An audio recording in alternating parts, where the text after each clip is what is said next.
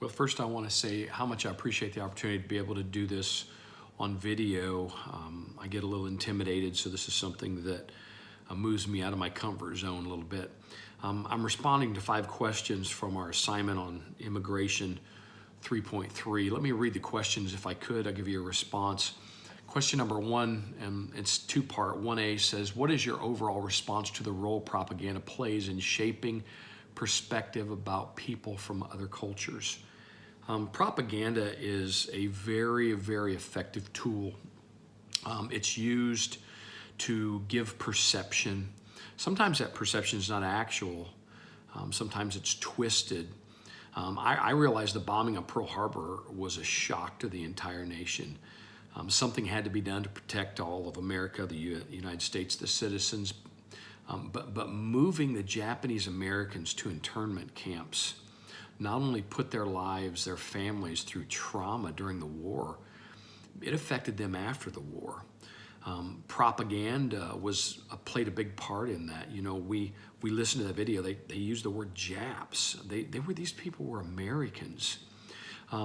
Some of them, because of that, were probably treated very harshly. Probably weren't even able to go back to their homes after that. Propaganda definitely can give a one-sided view to the listener. We know that today actually it takes on the form which we've heard the term fake news. The second part of that question is, do you see evidence of ethnic-focused propaganda today? I think that ethnic is probably involved, but I don't think it's the focus. I feel like that the propaganda today is probably more politically motivated. I feel like that if it benefits the propagators, it's going to be something that's spoken of today. We've seen where they take a bit of truth and they will change it and twist it and make it to where something that actually was factual turns into something that's fake. The second question is, in segment 17 of Propaganda Wars, the narrator of the U.S. government documentary closes with these words. I want to read these slowly so we get these. We are setting a standard for the treatment of people who may have loyalties to an enemy nation. Then it says, we are protecting ourselves without violating the principles of Christian decency. What is your reaction to this statement? First thing I wonder is, who's we? The reality is the Japanese Americans that were removed from their homes, they were actually a part of the we. The U.S. government did violate their Christian principles. They did violate those. And when they were forced from their homes into those internment camps, they were looked at upon as the enemy. Unfortunately, the standard that was set against U.S. citizens of Asian descent. The third question is what's your reaction to the overall message conveyed by the U.S. government through its explanation of forcing Japanese Americans into internment camps? You know, telling those individuals that they were being moved for their protection was nothing but a lie.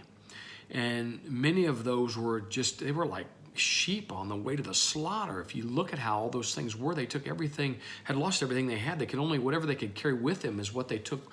That's the only thing they owned from that point in time. It's frustrating to me that when this whole war was over, when this thing was over, the U.S. government did not find one individual who was accused of sabotage. Not one, but they treated them like the enemy. That's very, very frustrating to me. Question 4, what's your reaction to hearing about the same historic event that was taken by George Takiya, the Japanese American witness? Can you imagine 4 years old going through something like that? Age 4 is when he was removed. A couple of things that stick out in my mind of his interview. Number one was when he mentioned the term classification 4C, classification of 4C, which meant enemy, non-alien, okay? Enemy, non-alien. They weren't from another country. They were citizens within our country, but they considered them the enemy. That just is, I don't understand that. And then the loyalty questions. He mentioned 40 questions that were given for individuals 17 years and older. And 2 questions that stuck out. Question 27, will you bear arms to defend the U.S.? And the second question is, will you swear your loyalty to the U.S. and forswear your loyalty to the Emperor of Japan? Now, we have to understand the placement of where this was. This was 12 months. This is a year after they had been placed into these camps. This was a year after they'd had everything taken away from them. So this has been a year after they had been treated like the enemy, and now the U.S. wants them to bear arms for them? Are you kidding me? And then that question number 28, there's a no-win situation of how you answer that. If you answer no, of course, then you're not going to swear loyalty to the U.S. And if you answer yes, then they could be saying, well, maybe you were swearing a loyalty before to the Emperor of Japan. So it was a no-win situation. Question 5, if you were to engage in some type of ongoing cross-culture ministry with the Japanese Americans upon their release from the internment camps, what would that ministry be, and what would be the first steps that you would do to take it? I tell you, the first thing that I would do is I would apologize to them for the pain that they've been through. I would try to regain their trust. Now, you can't demand trust. You have to earn trust. It's going to take time. And I would reach out to them. I would have to do more than just talk about helping them. We'd have to really help them rebuild the things they've lost, help them regain the things that are no longer there. I would also need to understand there's going to be some anger and resentment there, and maybe try to help them through that within those situations as well.